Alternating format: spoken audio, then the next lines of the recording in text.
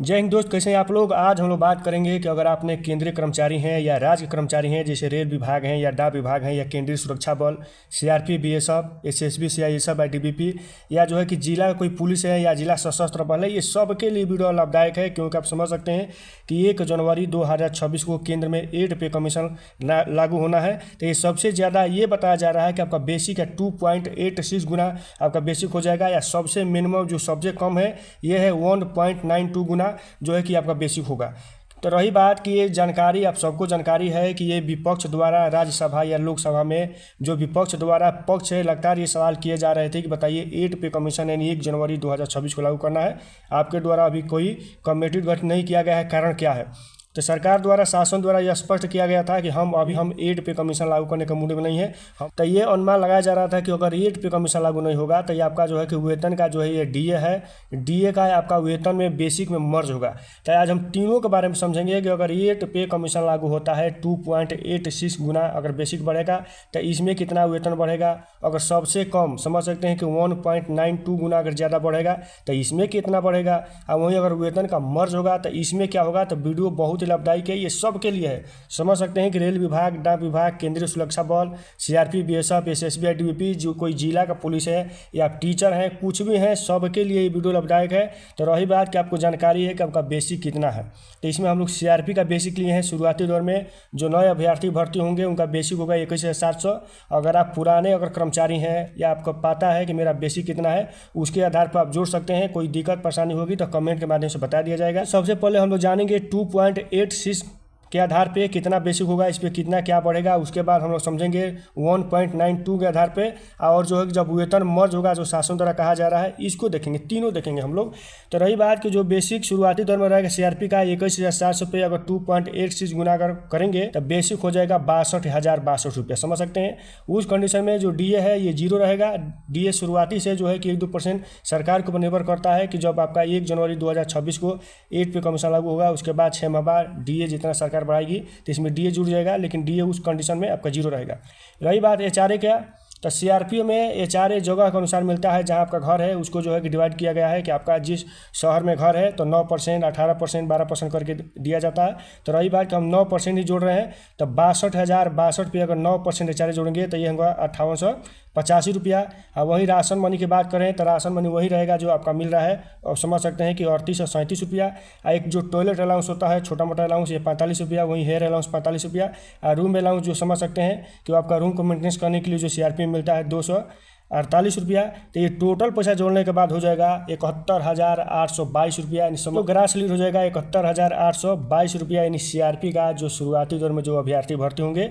रही बात कि आपका जितना बेसिक है तो बेसिक के आधार पे आप जोड़ सकते हैं, यही नियम रहेगा। इसमें कटेगा भी, क्या कटेगा, जो एनपीएस कट रहा है। और रही बात कि 1 अप्रैल 2025 को एक लागू होगा यूपीएस, तो ये कटेगा। इसके बारे में कैसे कटेगा ये हम लोग समझ लेते हैं। 62,062 में क्योंकि उस समय डी आपका नहीं रहेगा, जीरो रहेगा, तो इतना ही पे कटेगा। तो अगर 62,062 पे 10% काटेंगे तो ये आपका कट गया 6206 रुपया। रही बात कि अगर आप एनपीएस में रह रहे हैं तो एनपीएस में सरकार देगी आपको 14%, तो ये कट जाएगा 86 से 88 रुपया। रही बात कि एनपीएस का या प्लस जो ये आपका पैसा है, ये दोनों पैसा जब जमा होगा एनपीएस खाता में, इसका नियम ये है। और जब आप रिटायरमेंट होंगे इसमें से 60% आपको मिल जाएंगे, और 40% सरकार अपने पास रखेगी। जितना महीने का ब्याज होगा वो आपको पेंशन पर मिलेगा। ये एनपीएस का नियम है। लेकिन वहीं जब यूपीएस में आते हैं तो यूपीएस में ये है कि यूपीएस में भी आपका 10% कटेगा जो ये कट रहा है, और इसमें सरकार देगी 18.5%। तो ये आपका पैसा प्लस ये जो है कि सरकार का पैसा दोनों यूपीएस खाता में जमा होगा।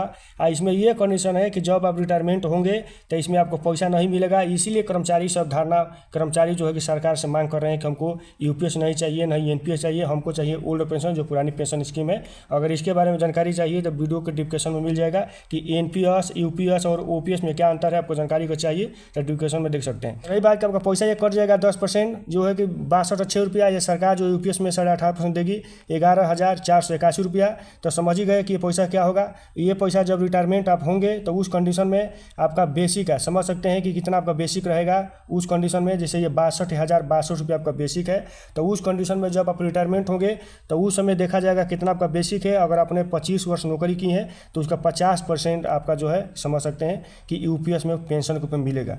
तो रही बात कि अब यहाँ जाते हैं, टोटल आपका ग्रास सैलरी हो जा रहा है 71,822 रुपया, जिस पर यूपीएस एनपीएस कट गया यानी 6206 रुपया। बाद जो है कि एक सीजीआईएस एक बीमा होता है जो सरकार आपकी सुरक्षा के लिए काटती है 250 रुपया।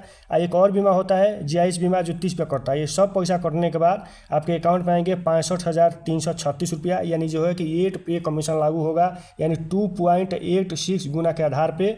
तो ये आपका ये सैलरी रहेगा। रही बात कि अब आते हैं कि अगर सबसे कम अगर पैसा अगर बढ़ता है अगर वेतनमान के आधार पर, जैसे 8 पे कमीशन के आधार पर 1.92 गुना के आधार पे, तो ये इसको बारे में हम समझ लेते हैं कि इतना कितना बढ़ेगा। इससे 700 तो बेसिक रहेगा, उसके बाद ये 1.92 के आधार पर जोड़ेंगे तो ये आपका बेसिक हो जाएगा 41,664। समझ सकते हैं कि ये नया बेसिक हो गया 41,664। आपका जो है कि DA 0 रहेगा, जैसे हम लोग समझ गए। उसके बाद 9% HRA जोड़ेंगे तो ये होगा 3749 रुपया। और वहीं आपका राशन मनी वही रहेगा 3837 रुपया। ये जो है कि टॉयलेट अलाउंस जो है कि हेयर अलाउंस, और उसके बाद समझते हैं कि रूम अलाउंस 248 रुपया। ये टोटल पैसा हो जाएगा 49,588 रुपया, जिसमें आपका कट गया NPS UPS दोनों में किसी भी रह रहे हैं तो आपका बेसिक प्लस DA का 10% कट जाएगा, तो ये 4166 रुपया। और वहीं आपका CGI बीमा समझ सकते हैं कि 250 और 30 एक और बीमा। ये टोटल आपका जो है कि हाथ में अकाउंट में पैसा आएंगे 45,142 रुपया। समझ सकते हैं। तो ये जो नियम वही है जो कटने का नियम है, क्योंकि इसमें अगर आप रह रहे हैं NPS में रह रहे हैं तो NPS में सरकार देगी 14%, तो ये देगी समझिए 5832 रुपया। ये आपका कट जा रहा है ये 4166 रुपया जो आपका पैसा है। इसमें सरकार जो है कि जो अगर 1.92 के आधार पे अगर इसमें सरकार देगी 5832 रुपया। अगर वहीं आप UPS में रह रहे हैं तो UPS में सरकार देगी 7707 रुपया। तो ये है कि जब 1 अप्रैल 2025 को लागू होगा UPS भी रहेगा, NPS भी रहेगा। आप जिसमें अगर चाहें, आपके मन की इच्छा को निर्भर करता है कि आप किस में रहेंगे। क्या है कि अब सबसे ज़्यादा जो चर्चा का विषय है ये है कि सरकार द्वारा ये भी स्पष्ट किया जा रहा है, जो बड़े बड़े न्यूज़ चैनल वाले हैं, मीडिया वाले हैं, ये कह रहे हैं कि आपका वेतन का मर्ज होगा। ये जो है कि हर एक जो 10 वर्ष बाद ये पे कमीशन लगता है, लेकिन जब मर्ज होगा तो 5 ही साल में शासन द्वारा ये जो है कि फ़ायदा गिनाने में लगे हैं जो देश के न्यूज़ चैनल वाले हैं, मीडिया वाले हैं, कि हर एक 6 माह में भी आपका जो है कि वेतन का रिवीजन किया जाएगा। तो इसके बारे में समझ लेते हैं कि अगर सरकार आपको वेतन का अगर मर्ज करती है तो इसमें कितना वेतन बढ़ेगा, इसके बारे में समझ लेते हैं। इसमें यह है कि बेसिक प्लस DA का 50% आपके जो है कि मर्ज होगा। तो बेसिक है 21,700, अगर इस पर 50% DA जोड़ेंगे तो ये हो जाएगा 10,850 रुपया। ये दोनों पैसा जोड़ने के बाद हो जाएगा 32,550। तो ये जो है कि 32,550 आपका नया बेसिक हो जाएगा। अब उस कंडीशन में क्योंकि यहाँ सरकार जो है कि जब आपका 8 पे कमीशन लागू होगा तो यहाँ आपका DA 0 हो जाएगा, लेकिन सरकार यहाँ कह रही है कि हम 15% आपका DA देंगे। तो रही बात कि ऐसे भी समझ सकते हैं, कहते हैं कि आने वाले 1 जनवरी 2025 को भी आपका DA लगेगा, उसके बाद जुलाई में भी DA लगेगा। तो ऐसे भी DA बढ़ करके आपका जो है कि 60-62% हो जाएगा, जिसमें अगर सरकार अगर 50% मर्ज कर रही है तो जो ऊपर का आपका DA बच रहा है तो यहाँ सरकार आपको दे रही है, यहाँ 15% आपको DA मिलेगा। 32,550 पे अगर जो है कि 15% DA जोड़ेंगे तो ये होगा 4842 रुपया। और वहीं आपका HRA 9% अगर जोड़ेंगे 32,550 पे तो ये होगा 2929 रुपया। और राशन मनी आपका वहीं रहेगा 3837 रुपया। और वहीं समझ सकते हैं कि ये अलाउंस जो है छोटा मोटा अलाउंस जो है कि 45 रुपया ये है आपका हेयर अलाउंस, टॉयलेट अलाउंस, उसके बाद रूम अलाउंस 248 रुपया। तो ये टोटल पैसा जोड़ने के बाद ये होगा 44,536 रुपया अगर आपका वेतन मर्ज हो रहा है। और जिसे सरकार जो बता रही है कि हम मर्ज करेंगे तो इसका नियमानुसार ये रहेगा। तो समझ सकते हैं कि अगर आपको अगर 8 पे कमीशन लागू होता है तो अगर 2.68 गुना का आधार पर लगता है तो आपका टोटल ग्रास हो जाएगा 65,000 जो है कि 336 रुपया। अगर 1.92 का आधार पर बढ़ रहा है तो ये होगा 45,142 रुपया।